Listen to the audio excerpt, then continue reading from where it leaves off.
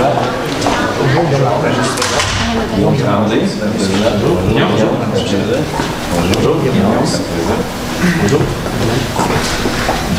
donc je vais procéder à la lecture des règlements de défense français. Donc, vous disposez de 20 minutes afin de présenter votre cas au juge. Je vais afficher des cartons pour les 10, les 5, les 2 dernières minutes ainsi que les 30 dernières secondes. Par la suite, pour les 2 dernières secondes, je vais faire le décompte avec les mains. Puis, c'est sûr que directement après les 20 minutes, je vais devoir vous agréger pour passer dans la période de questions. J'aurai une durée maximale de 5 minutes. Puis, également, tout le long de la présentation, je ne peux pas faire mention de la localisation ou du nom de votre université également. Donc, merci beaucoup. Nouveau projet d'investissement, agrandissement de votre entreprise, amélioration de la gestion et du contrôle interne. Voilà ce que notre firme comptable peut faire pour vous aujourd'hui, dans l'objectif naturellement d'augmenter la rentabilité de votre entreprise. Donc nous sommes composés de René Spugère, Guillaume Larose et moi-même, Ariane Lopez-Savard. Donc nous avons bien compris le contexte de votre entreprise NSI. Soit vous êtes 3 propriétaires qui avaient débuté l'entreprise de jeux de conception vidéo, des jeux de conception depuis 2009. Puis enfin, vous avez votre gros succès et la production de Boss 101 en 2012, qui a eu une augmentation fulgurante, beaucoup de clientèle qui sont venus acheter ce produit-là. Et puis, beaucoup d'opportunités également d'expansion. Également, un besoin d'employés qui est criant.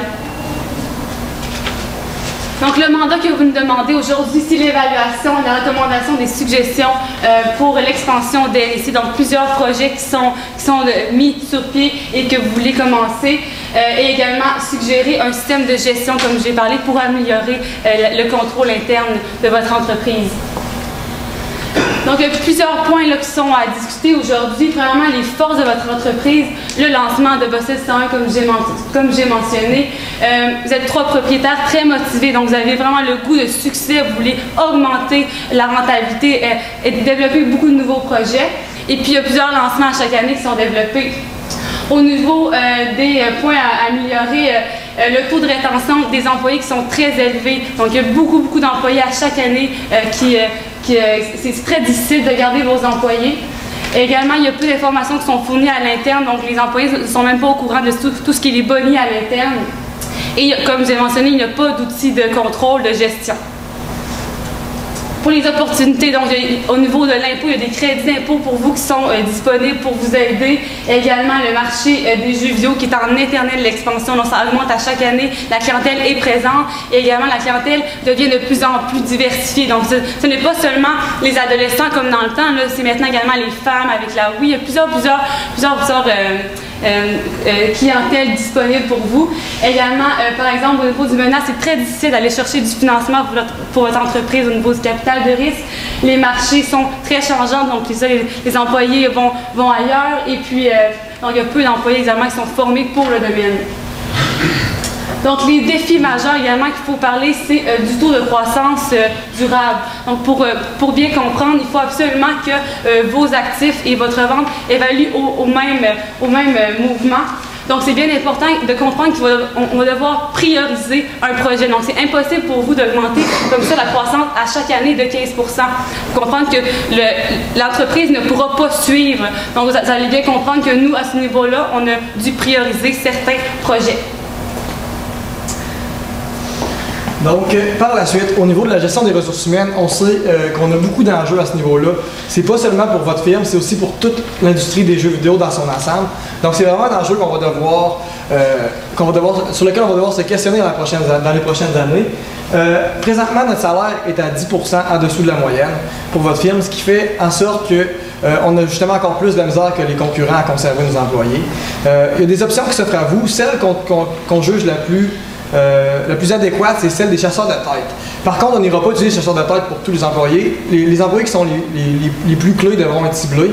Les chasseurs de tête, on va les cibler principalement pour les producteurs seniors, parce que ceux-là, dans le fond, c'est eux qui vont inculquer les valeurs aux autres membres, à leurs subordonnés, donc au personnel qui travaillent dans leurs équipes. Donc, c'est bien important que ceux-là soient des personnes clés qui cadrent avec les valeurs de notre entreprise. Donc, on va vraiment s'assurer que les chasseurs de tête vont cibler des talents spéciaux pour ces postes-là. Donc, mes collègues vous ont mis un peu au l'odeur au nez sur ce qui se passe dans le marché. Mais, évidemment, vous avez plusieurs projets sur la table. On a donc pris les 3 projets majeurs que vous devez, du moins, entamer dans la prochaine année. Puis on a fait une analyse là, pour décider sur lesquels on va mettre du temps, donc lesquels on va enclencher et lesquels on vous suggère du moins de renoncer pour l'instant. D'abord, voici les 3 projets. Tout d'abord, de faire le fameux jeu Boss 2. On sait que Boss 1 a énormément de succès. Boss 2 risque aussi d'en avoir beaucoup. Deuxièmement, on avait aussi pensé à un jeu sur console, qui est dans un autre domaine d'expertise. Puis finalement, un jeu sous licence là, avec DreamWorks, une compagnie de cinéma là, pour faire un jeu par rapport à un film. Passons d'abord à ce qui a orienté, du moins notre analyse, c'est qu'on a analysé d'abord si vous avez des problèmes de capacité de production. D'abord, on a présentement 4 designers à 50 heures par semaine, fois 50 semaines par année. Ils ont au moins 2 semaines de vacances, j'imagine. Donc, ça nous donne 10 000 heures de design par année. Par la suite, on a 7 programmeurs, qui eux font 50 heures par semaine, 50 semaines par année. Plus, on a aussi M. Patrick Poulain là, qui travaille à 70 heures par semaine. Lui, c'est un dur de dur. Ça nous donne 21 000 heures de programmation par année. Donc, à ce moment-là, ça ici, c'est nos contraintes qu'on a fixées pour déterminer si on est en mesure de produire les jeux vidéo que vous nous avez proposés. Donc, si on regarde, tout d'abord, on a des projets qui sont déjà entamés. On a 3 000 heures de design qui sont déjà entamées sur les 3 projets et 4 500 heures de programmation qui sont, elles aussi, déjà entamées. À ce moment-là, on n'allume aucun de ces projets-là parce que vous n'avez pas mentionné que c'était qu'on touchait à ces projets-là. Par la suite, on a de la maintenance qui prend 4 de nos programmeurs. Donc, ça nous donne 4 000 heures qui est due à la maintenance. Toutefois, comme on va vous le suggérer plus tard, on va impartir la maintenance des jeux vidéo, ce qui va nous donner 3 000 heures. À ce moment-là, on se trouve donc à avoir une capacité de production de 7 000 heures et de 15 500 heures à ce moment-là pour la production annuelle de votre entreprise. Par la suite, on est allé calculer le coût moyen d'une heure de design et d'une heure de production.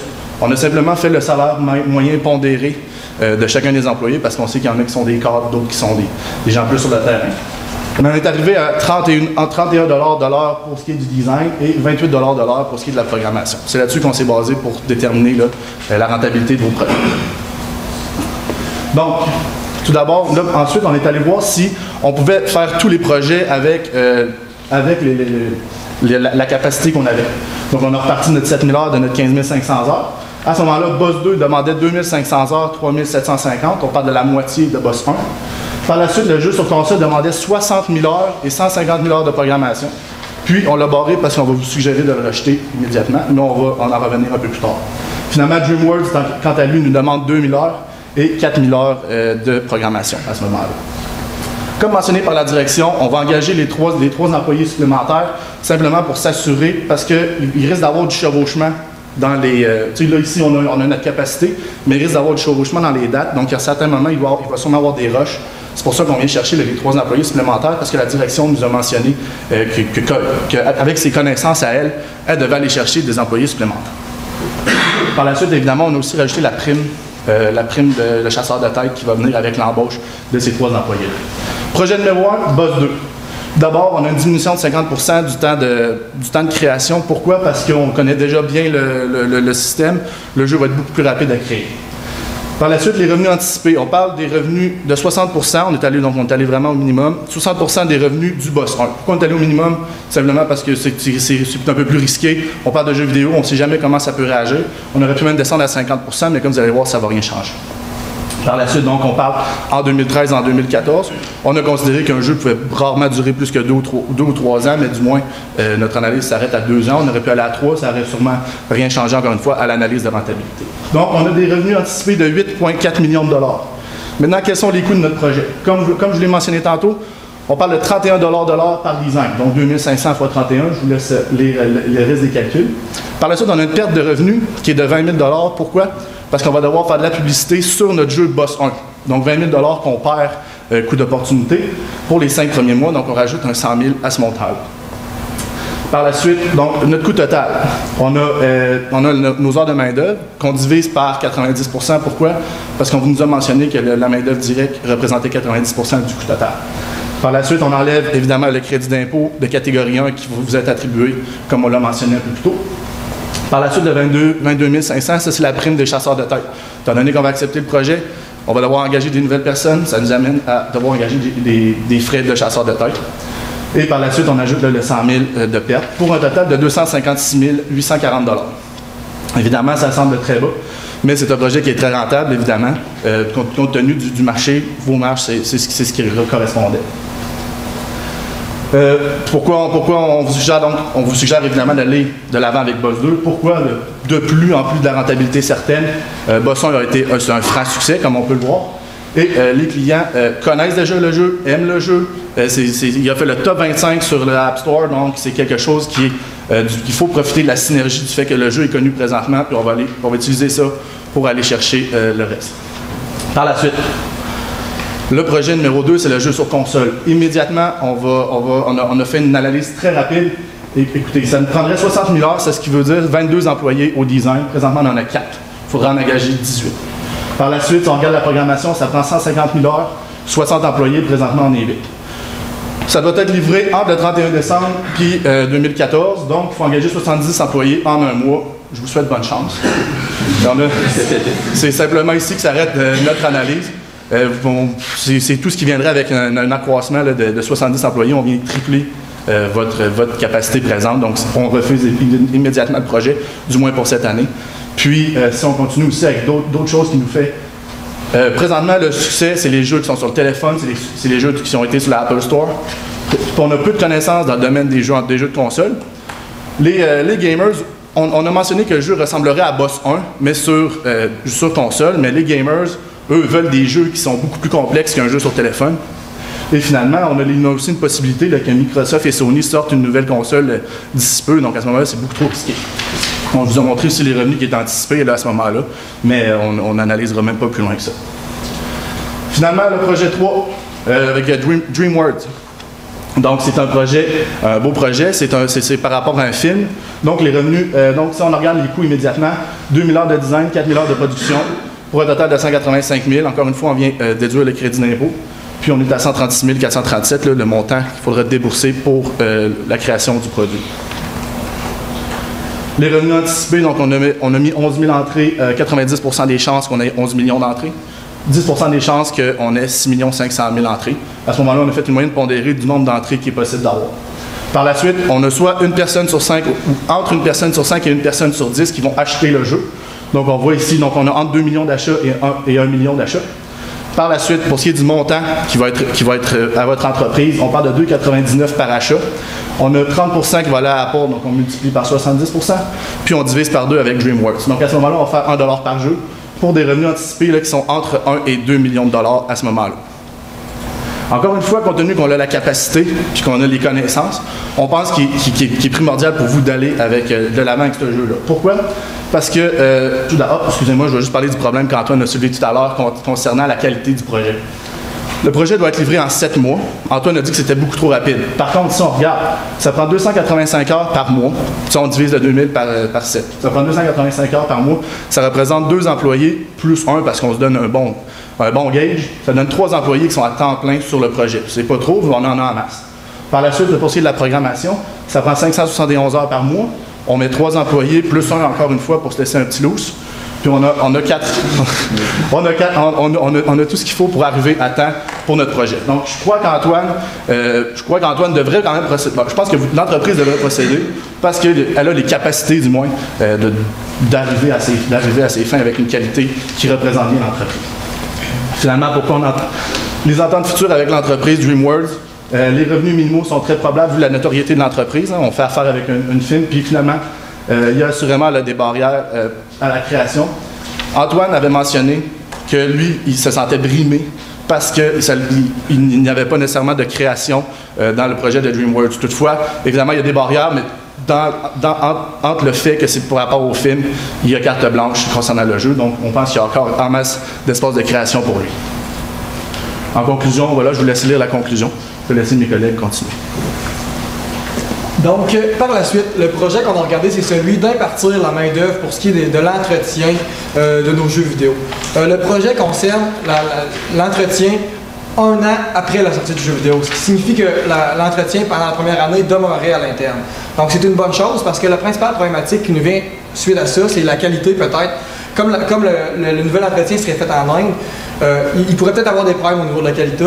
Par contre, comme c'est 1 an après sa sortie, on sait que les jeux souvent sont assez simples. C'est des jeux sur une application pour téléphone, donc c'est assez simple. Et quand ça fait 1 an qu'ils sont sortis, on sait que la rotation sur ces jeux-là est assez élevée, donc sont moins médiatisés de beaucoup là, lorsque ça fait 1 an. Donc on ne pense pas que ça va avoir un impact sur la qualité de votre entreprise. Donc lorsqu'on fait les calculs, les coûts qu'on a sauvés, c'est 72 000. Ça correspond à 60% des salaires de nos producteurs, juniors.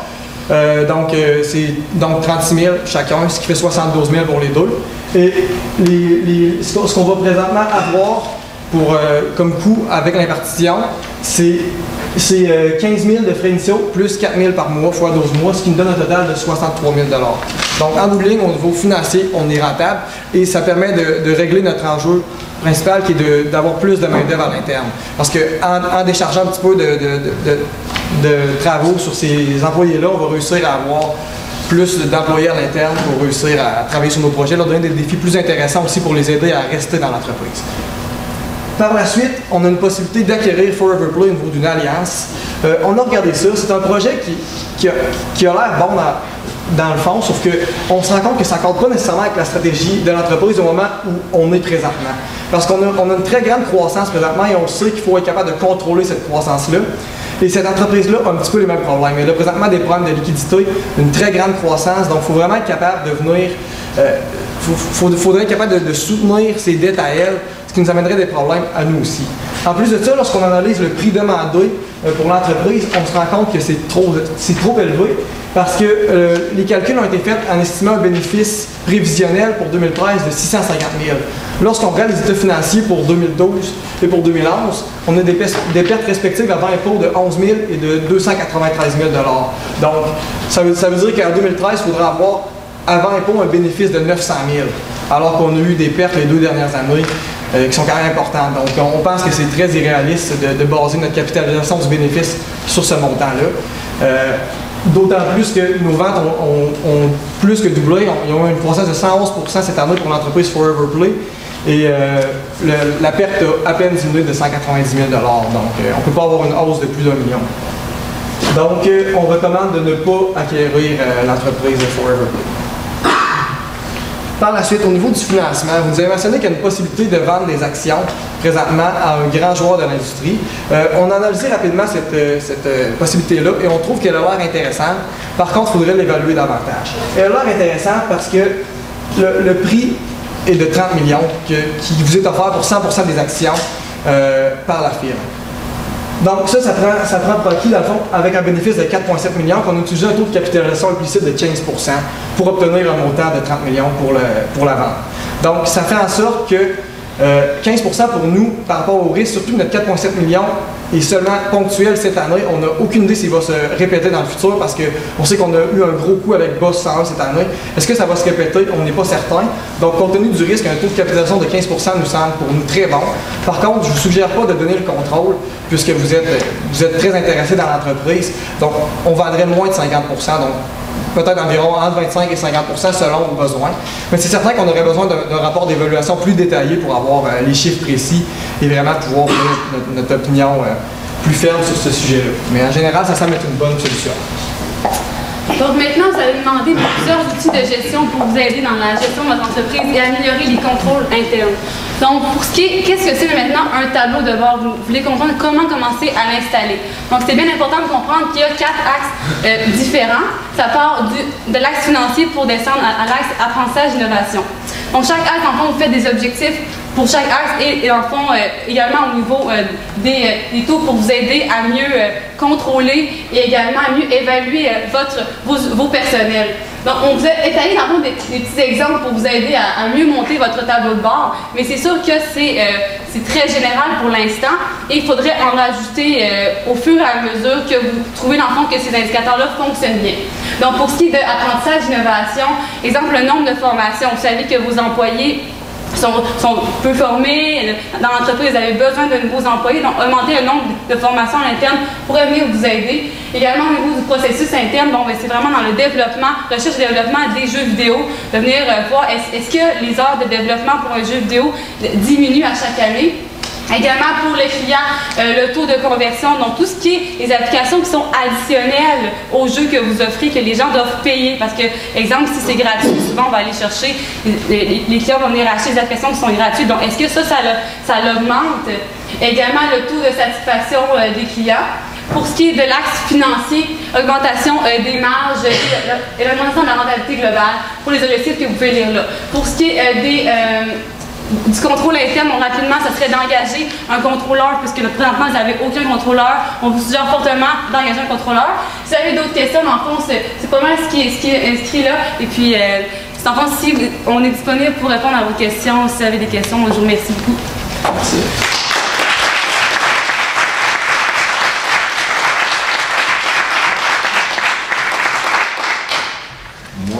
J'ai une question par rapport à l'option Dreamworld. Le rendement financier m'intéresse beaucoup. Ça semble une option très rentable au niveau financier.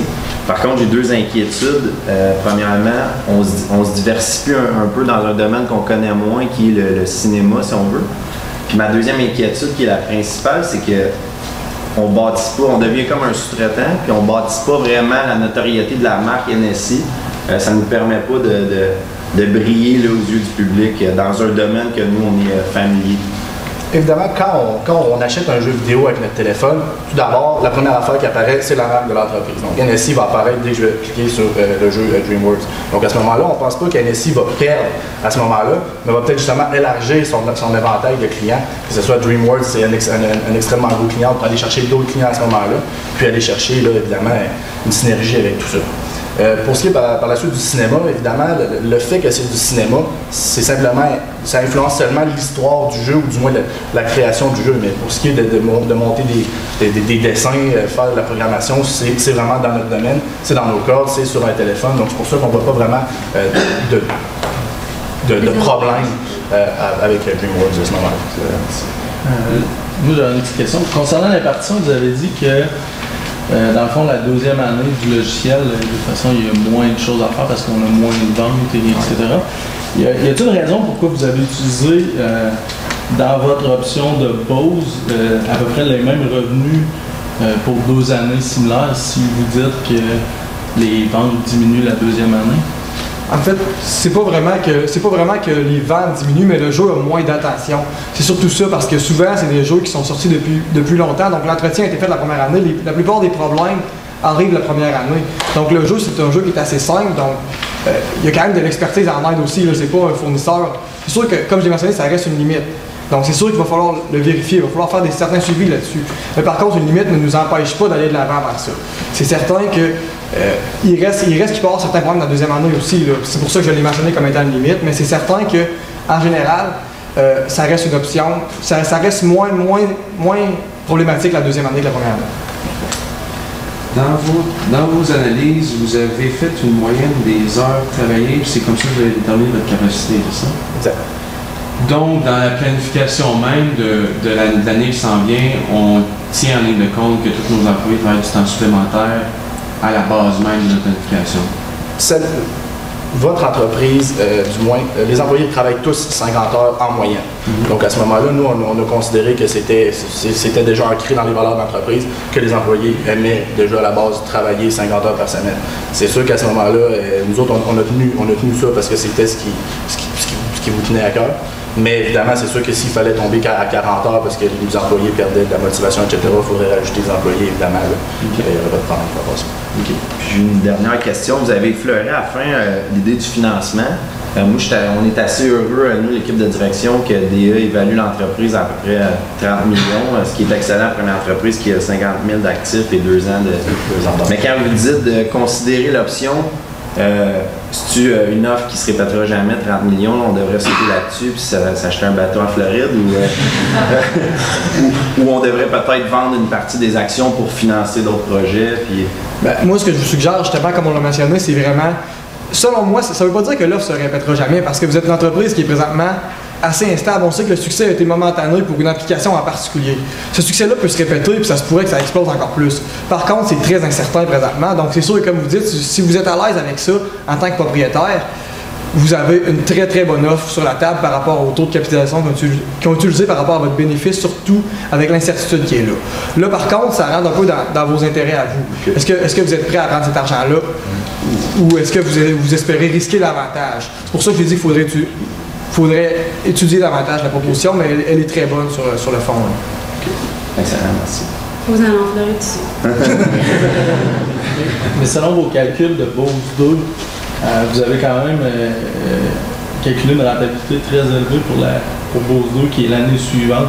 Vous avez dit que c'est quand même instable, mais on voit quand même qu'il y a une certaine stabilité avec le deuxième projet. Comment vous amenez ça, le fait que le 15% selon vous? Une stabilité sur 2 ans, moi je trouve pas ça nécessairement extrêmement stable. On lance la nouvelle version de Beauce en 2013, puis on a ensuite 2014. Donc évidemment, oui, on va peut-être avoir un boost qui est justement dû à la synergie entre Beauce 1 et Beauce 2, assurément. Mais est-ce que ça va se maintenir? Est-ce qu'on peut maintenir Beauce 3, Beauce 4? À ce moment-là, on n'a aucune idée là, pour ce qui est de présentement. Donc c'est pour ça qu'on parle de l'instabilité dans les ventes. Ça reste vraiment du court terme. On parle de jeux qui sont populaires certaines années. On va profiter de cette popularité-là cette année parce qu'on l'a sur Beauce 1. Est-ce que ça peut s'estomper? Il peut y avoir un autre effet, un autre jeu vidéo qui va être très bon, qui va sortir aussi, qui peut nous surclasser. La période des questions est terminée. Merci. Bien.